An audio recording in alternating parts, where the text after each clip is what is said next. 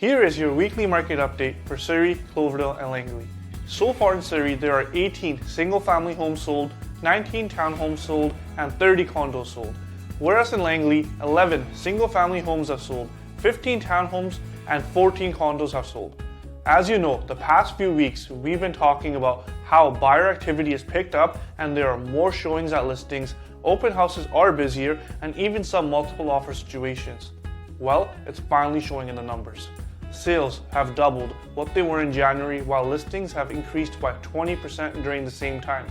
If a good property comes up and it's well priced and presented, there's a good chance it can sell pretty quick.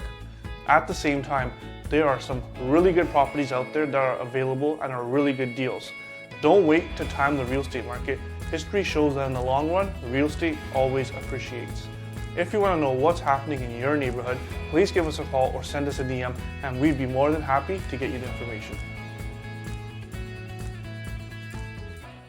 If you like this video, give us a thumbs up, subscribe to our channel, and share this with your family and friends.